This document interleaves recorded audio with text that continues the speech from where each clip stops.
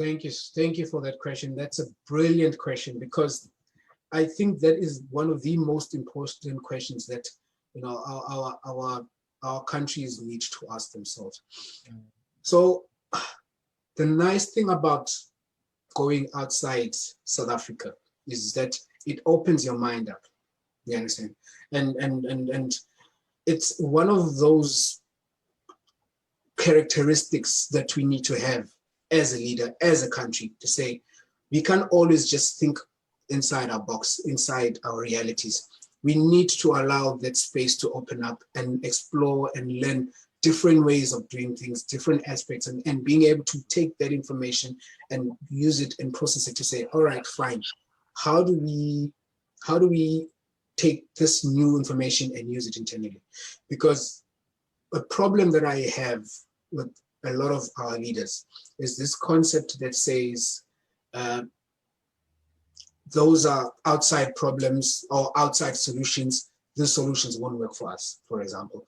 Or if you come from outside and you come in and they say, because you've went outside, now you think you're better than us. Do you understand? So we need leaders that are able to understand that the world is going in a direction where everything is going to be connected.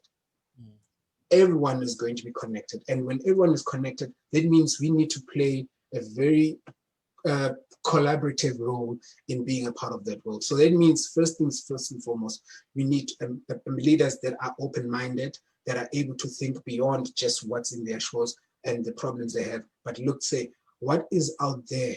What bits and pieces can we take out there that we can bring here? So with that in mind, I'm going to talk about the bits and pieces that I have learned from outside South Africa that I think would really help us move forward.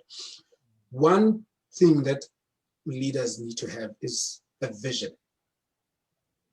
That's something that I think is not come out. If our leaders do, it doesn't come out to our people. It needs to be a vision to say, this is how I imagine South Africa to look like. This is how I imagine everyone will be connected.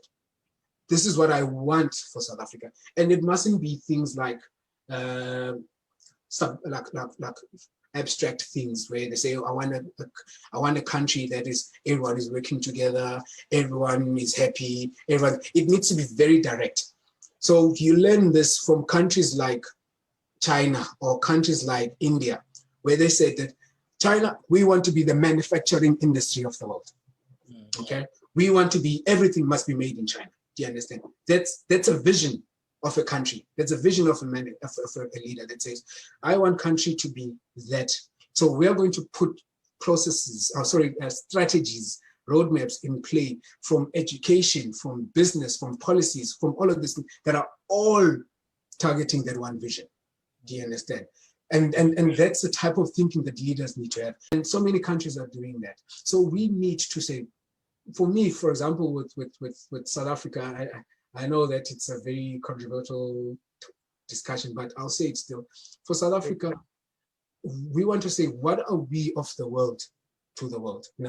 And I think agriculture is an area that we don't seem to have a winner, and it's something that I think that we could really go in using this fourth industrial revolution to say, when people think agriculture anywhere in the world, they know that South Africa is a place to go.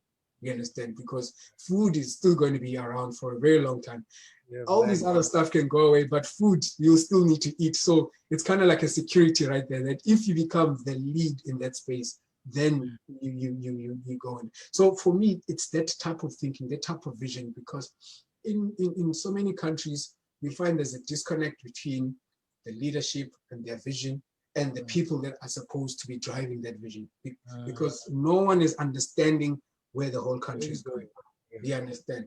And if that doesn't come out, it becomes hard for anyone to say, where do I fit in and what can I do to help? Yeah.